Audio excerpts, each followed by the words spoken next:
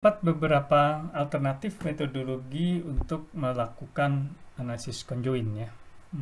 Karena analisis conjoint itu ditemukan atau dikembangkan sejak tahun 80-an awal ya, 40 tahun yang lalu, dengan kondisi komputer yang masih sangat-sangat kemampuannya terbatas. Nah, jadi saat itu yang dikembangkan dan yang mungkin kita pelajari hari ini ada yang disebut dengan conjoint tradisional. Nah, dalam conjoint tradisional maksimum atributnya nggak bisa banyak-banyak, 9. Kemudian level analisisnya bisa di individu ya. Tiap orang kita bisa mendapatkan bobot atribut dan part-part masing-masing. Untuk modelnya adalah aditif ya. Yang tadi kita lihat kan plus dan tidak ada interaksi ya. Kalau kalian masih ingat di regresi majemuk, kita tidak melihat interaksi antara harga dan merek misalkan. Nah, berikutnya dikembangkan bagaimana kalau produk atau jasa itu atributnya banyak sekali ya. Contohnya misalkan hotel. Kalau kita di hotel tuh mulai dari reservasi, kemudian check-in, kamar, makanan, restoran, sarana rekreasi ya. Di kamar sendiri masih bisa pisah-pisah lagi untuk atribut kamar mandi, toiletries, bla bla bla bla bla. Bisa saja bisa sampai 100 atribut lebih ya. Yang bisa jadi semuanya cukup penting. Nah, untuk itu dikembangkan yang namanya adaptif, atributnya maksimum 30. Ini tidak kita pelajari, kalau tertarik nanti bisa baca sendiri. Nah, kemudian yang terbaru adalah yang disebut dengan choice based. Nah, ini menggunakan mirip logit ya, tetapi multinomial logit. Kalau kalian ingat kemarin seseorang memilih Heinz atau Hans ya. Nah, tapi di sini multinomial logit pilihannya bisa lebih dari 2. Atribut maksimumnya 6 juga. Nah, tetapi level analisisnya dia agregat ya. Kenapa disebut choice? Ini dia memimik atau menirukan proses seseorang membeli ya. Jadi di antara beberapa alternatif nanti dia diberi 5 alternatif sekaligus, suruh milih salah satu. Jika Anda sedang berada di pasar atau supermarket, ada 5 alternatif ini, pilih yang mana? Sudah pilih satu ya. Nanti diberi 5 alternatif yang lain. Dari 5 alternatif yang ini pilih yang mana, terus saja ya. Mirip permutasi ya. Jadi kalau ada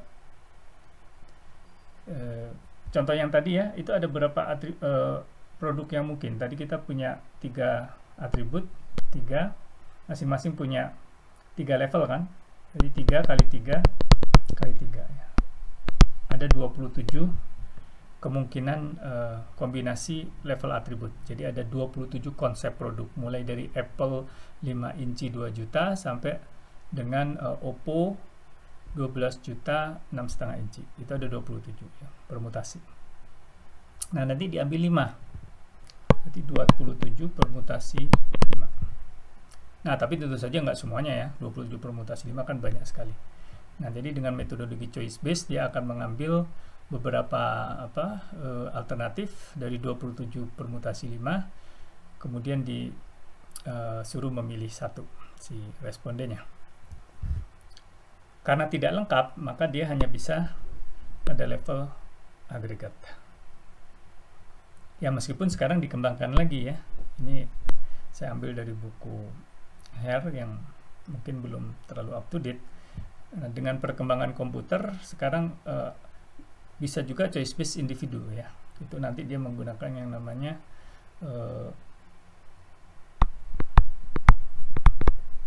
metode Bayesian CBC ya, choice based conjoint. Dia pakai simulasi ya. Itu lebih advance lagi. Nah, di sini ada modelnya bisa interaksi tadi, bisa dimasukkan interaksi.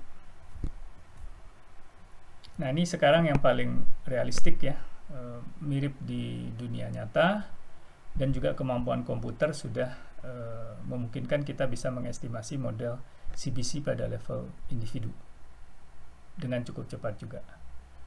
Ini nanti kalau pakai software bisa menggunakan XLStat ya. Ini beberapa tahun yang lalu ada bimbingan saya ya, melakukan riset tugas akhirnya, riset pemasaran. Ada beberapa. Nah, mereka menggunakan XLStat.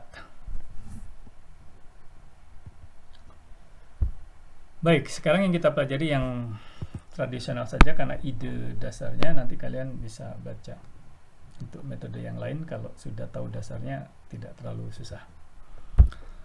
Nah, pertama adalah langkah yang perlu diambil mendesain stimuli. Apa itu stimuli?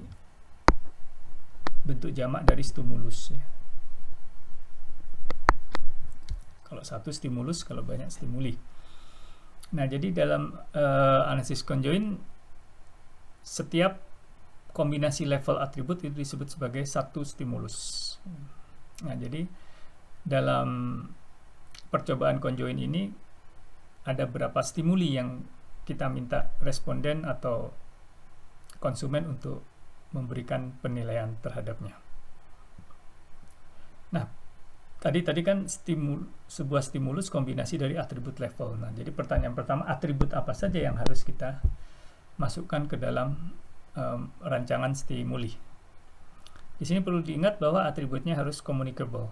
Ya, artinya si responden tahu atribut itu seperti apa.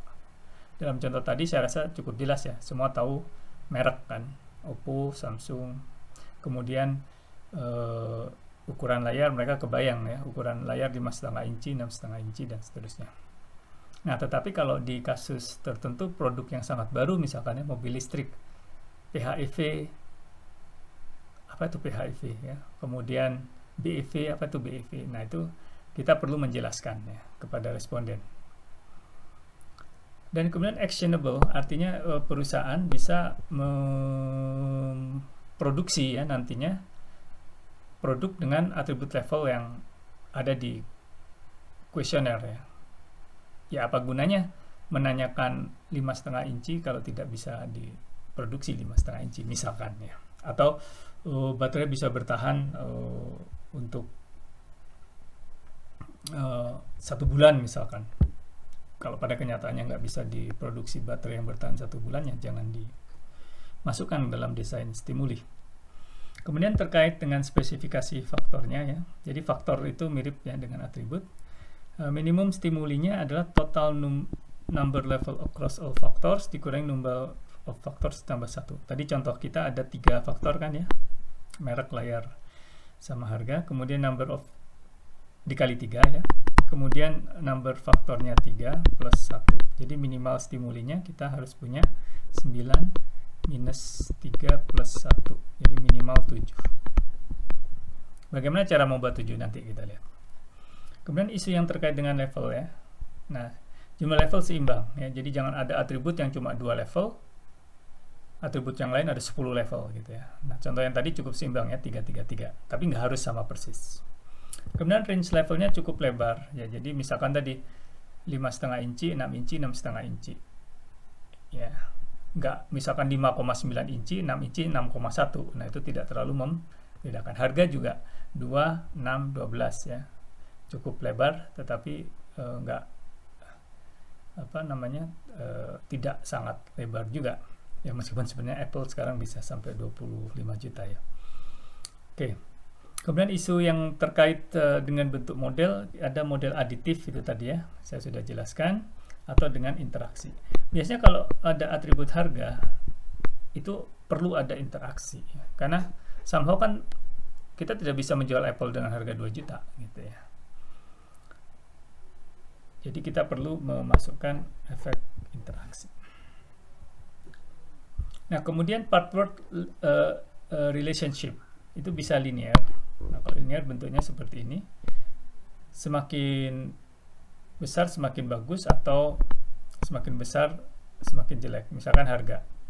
Ya, jadi semakin murah semakin bagus, semakin mahal semakin jelek. Kalau misalkan ini adalah umur baterai ya, semakin lama bertahan itu semakin bagus. Ada kuadratik atau ideal ya. Jadi misalkan seperti ini. Nah, ini contohnya ukuran layar ya. Terlalu kecil nggak bagus, terlalu besar juga nggak bagus misalkan. Atau spared part word itu merek ya tergantung kita urutannya ya. Apple, Oppo, Samsung. Kalau kita balik Samsung, Apple, Oppo mungkin bentuknya seperti ini, atau Apple, Samsung, Oppo bentuknya seperti ini ya. Jadi itu sama sekali nggak ada hubungan. Nah, berikutnya adalah data collection ya. Kalau dalam data collection ini kita perlu melihat ada beberapa alternatif ya. Alternatif pertama adalah dengan trade-off. Nah, di sini hanya 2 faktor dalam satu waktu ya. Jadi yang pertama misalkan Apple 2 juta ya, itu nilainya berapa? Misalkan 10. Apple 6 juta nilainya 9. Apple 12 juta nilainya 6. Nah, seperti ini dan seterusnya. Atau menggunakan pairwise comparison di antara mirip choice based ya, cuma choice based lebih canggih lagi. Samsung 6 juta 25.6 ini agak beda sedikit ya. Ada memori. Ini pilih 2 ini, milih yang mana? Ini misalkan. Nanti ada. Nah, kalau full profile ini lengkap ya. Nanti disuruh memberi rating. Ini nilainya berapa? Kalau 1 sangat tidak menarik. Kalau 10 sangat menarik misalkan. Atau kita punya banyak kartu ya. 7 tadi misalkan ya. 7 kartu nanti dikasih ranking. Ini ranking 3, ranking 4, ranking 2, ranking 1 dan seterusnya.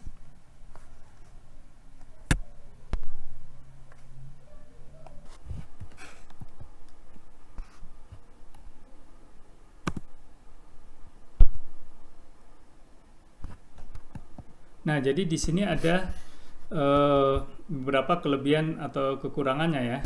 Kalau yang trade-off tadi burdensome ya, tadi kita lihat ya, burdensome dia.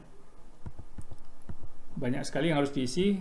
Ini kalau kita punya 4 faktor kan berarti 4 kombinasi 2. Masing-masing suruh mengisi 9 kotak ya.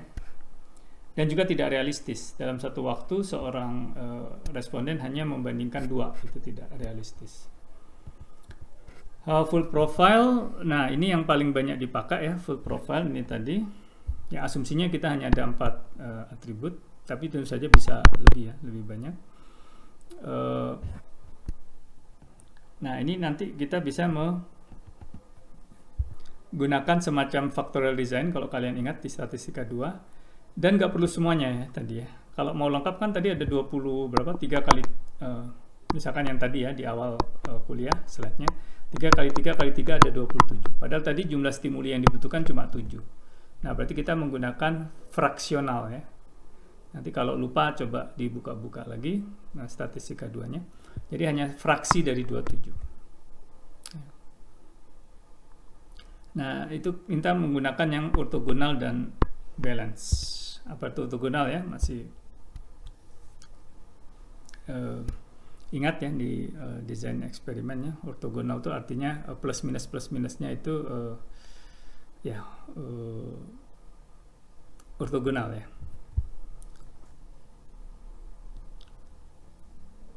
Dan balanced. Nah, tetapi ini susah kadang-kadang. Kalau 27 diambil 7 mungkin nggak balance gitu ya.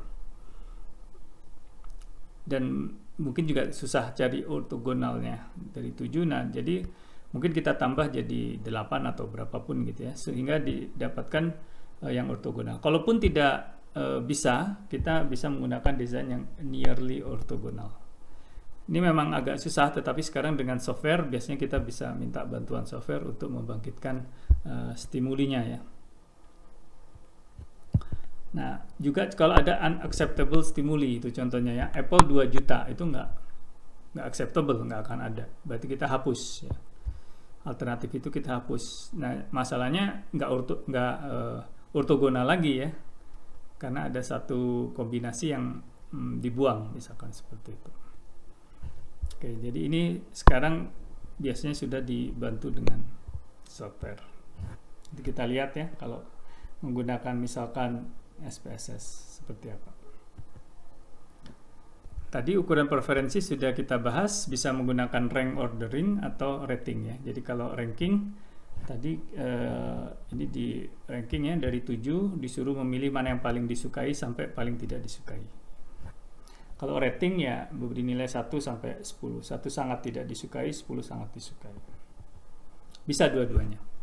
Nah, apa kelebihannya ranking? Dia lebih reliable biasanya karena lebih membedakan. Orang dipaksa untuk membedakan. Kalau rating, kalau orang itu malas, semuanya diberi nilai 9, 9, 9 gitu ya.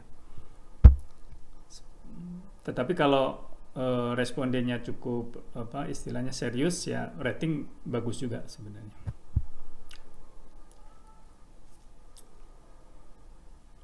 Nah, ini tadi ya, rating is easier tetapi lebih tidak membedakan.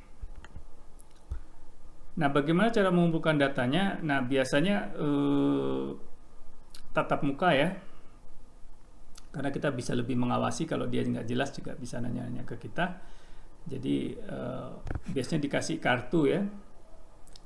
Kalau perlu dikasih gambar kadang ya, foto kira-kira produknya jadinya seperti apa. Bahkan kalau produknya lebih susah dibayangkan lagi, bisa menggunakan mock up.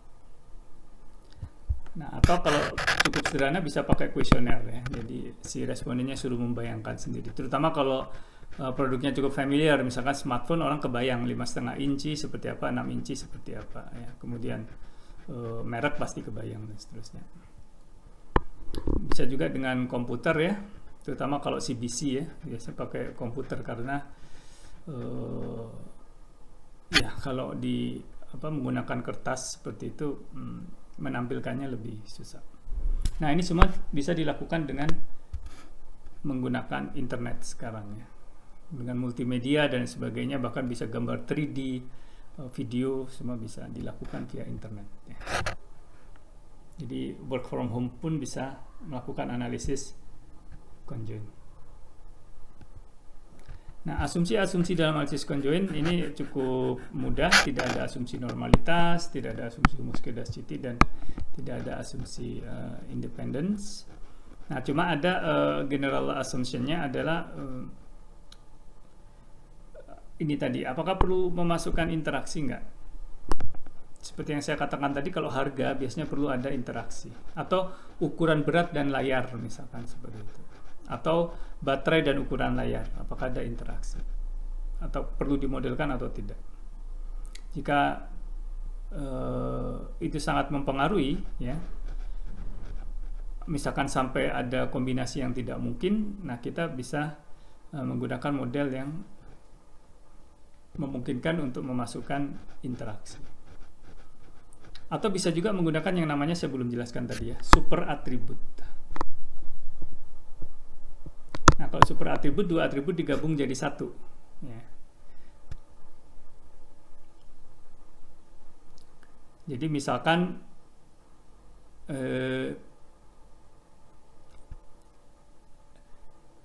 inci 12 jam misalkan seperti itu, 6 inci 16 jam ya. Karena tidak mungkin 5 inci 16 jam karena baterainya terlalu kecil ya, seperti itu. Jadi dijadikan satu sehingga tidak ada kombinasi yang tidak mungkin. Itu yang disebut dengan super atribut. Tapi yang perlu diingat di sini adalah harus dari awal kita sudah benar-benar yakin atributnya itu, levelnya itu. Karena kalau datanya sudah dikumpulkan, nggak mungkin kita nambah. Ada yang kelupaan, ini harusnya ada 7 inci misalkan seperti itu. Nah, untuk mengestimasi model ini hampir pasti lebih mudah kalau menggunakan software ya. Kalau manual sih bisa, tetapi sangat-sangat cumbersome.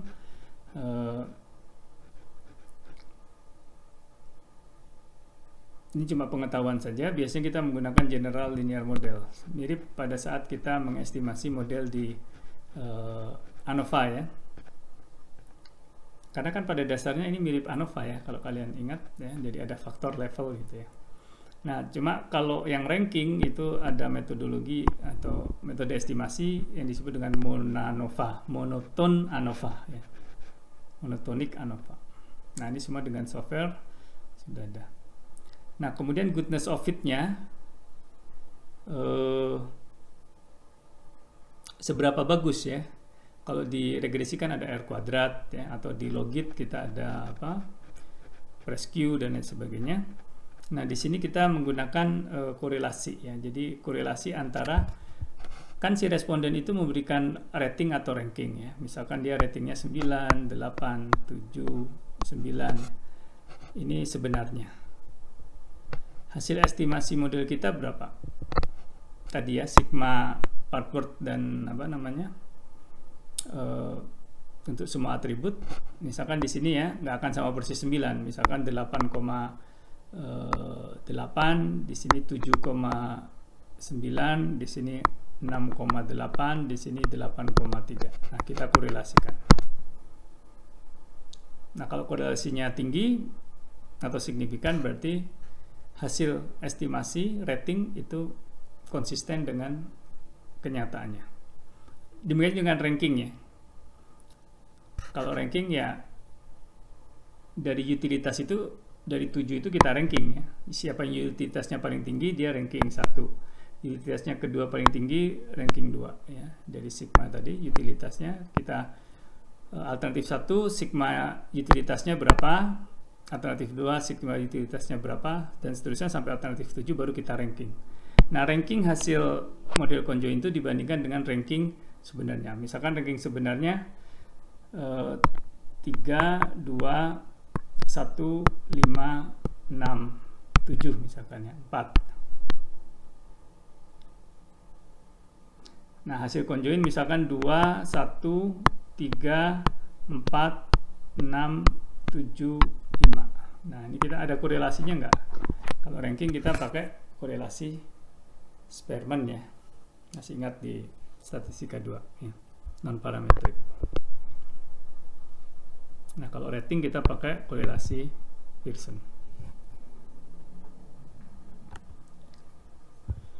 Nah, interpretasinya oke, kita belum belajar MDS minggu depan. Ini bisa dilakukan pada level individu, karena setiap orang bisa punya bobot sendiri-sendiri, Parkworth sendiri-sendiri. Atau juga agregat. Kalau agregat berarti dari 100 orang ratingnya kita jumlah jadi 1, atau kita rata-ratakan, atau rankingnya kita rata-ratakan, baru dimasukkan di metode estimasinya. Kita masukkan ke software, kita estimasi. Tetapi rugi sebenarnya. Kenapa? Karena ini analisis kan bisa untuk level individu ya. Jadi kan kita bisa menangkap heterogeneity dari konsumen, si A, si B, si C, si D. Masing-masing kita buat atau kita estimasi Parkworth dan bobotnya. Kalau kita tahu Parkworth dan bobot dari masing-masing responden, kita bisa melakukan analisis cluster untuk segmentasi pasar ya. Jadi lebih banyak manfaatnya kalau kita melakukan estimasi pada level individu. Oke ya. Nah, atribut yang paling penting bisa dilihat dari bobot ya, weight-nya tadi. Nah, bobot ini sebenarnya ekuivalen dengan range Parkworth. Semakin nggak penting, range-nya itu semakin sempit. Jadi minus 0,1 sampai plus 1 dibandingkan yang dari minus 3 sampai plus 3,5 itu range-nya kan sangat lebar. Berarti atribut ini jauh lebih penting dibanding atribut yang range Parkworth-nya hanya sempit. Seperti itu. Bahkan kalau semua atribut sama saja, itu pasti Parkworth-nya 0, 0, 0. Dia indifferent. Mau 5 inci, mau 6 inci, 6,5 inci indifferent. Ya, itu 0, 0. Nah, terakhir validasinya untuk internal kita lihat modelnya sesuai nggak aditif atau interaktif ya. Misalkan itu tadi ada kombinasi harga dan atribut ya, yang kalau itu tidak dimasukkan hasil estimasinya sangat melenceng seperti itu. Nah, validasi eksternal tadi sebenarnya sudah saya jelaskan ya, bisa dari sini. Nah, cuma bedanya apa? Bedanya adalah ini menggunakan holdout ya. Masih ingat di regresi logistik ya. Jadi sampelnya kita bagi dua, 80 orang misalkan, kalau kita punya 100 misalkan. Jadi ini untuk mengestimasi model conjoin. Maaf, ini atribut bukan jumlah orang ya. 80% atribut, 20% stimuli ya. Jadi kalau kita punya 15 stimuli, 12 kita gunakan untuk estimasi, 3 untuk validasi. Ya, yang ini tadi kita cek di sini 12 ya. Nah, itu adalah validasi internal. Eksternalnya 3 ini. 3 ini suruh mengestimasi dengan hasil part worth dan bobot tadi, suruh mengestimasi utilitas untuk 3 stimuli ini. Ya. Ditanyakan juga, cuma disimpan ya, nggak dipakai untuk mengestimasi model. Apakah tetap bagus ya? Kalau ranking 1, 2, 3, apakah 1, 2, 3 juga? Jangan-jangan kebalik 3, 2, 1. Ini berarti tidak valid. Jadi alternatif 1, alternatif 2, 3 ya. Kalau ranking 1, 2, 3 ya model conjoin juga mengestimasi utilitas tertingginya si alternatif 1, utilitas tertinggi kedua alternatif 2, dan utilitas tertinggi ketiga alternatif 3. Nah, berarti dia konsisten ya. Ini kita juga bisa menggunakan Spearman juga. Kalau ranking, kalau rating ya kita bisa menggunakan Pearson correlation. Tapi bedanya ini tadi. Kalau validasi kita menggunakan holdout. Nah, terakhir itu tadi sudah saya jelaskan, bisa digunakan untuk segmentasi kalau dia dilanjutkan dengan analisis cluster. Bisa conjoint simulator ya, choice simulators. Itu tadi persentase market share misalkan ya. Dan yang terakhir profitability analysis, kalau kita masukkan atribut harga. Kalau nggak ada atribut harga kita nggak bisa profitability analysis. Jadi dengan harga sekian berapa persen yang memilih, seperti itu. Revenue-nya berapa? Kalau kita tahu revenue-nya, ya cost tentu saja kita bisa estimasi biaya produksi, marketing dan sebagainya kita kurangkan. Jadi revenue dikurangi dengan cost, kita dapatkan profit. Nah, di pasaran tuh ada software yang spesifik, sayangnya kita tidak punya ya, untuk analisis conjoin. Dia lumayan paling canggih. Itu yang disebut dengan Sawtooth. Nama softwarenya Sawtooth, mata gergaji. Nah, tetapi Excel stat juga lumayan lengkap sih ya. Dan semakin hari semakin lengkap. Saya sudah agak lama tidak cek lagi Excel stat. Kalian nanti bisa coba cek ya. Ada versi trialnya 30 hari. Tapi kalau setelah itu harus bayar, ya lumayan. Kalau student sih nggak mahal-mahal amat ya, sekitar $100-200. Oke, baik, itu terkait dengan analisis conjoin. Nanti kita lihat demo untuk kasus yang lebih nyata ya, dengan data dan pengolahannya menggunakan software.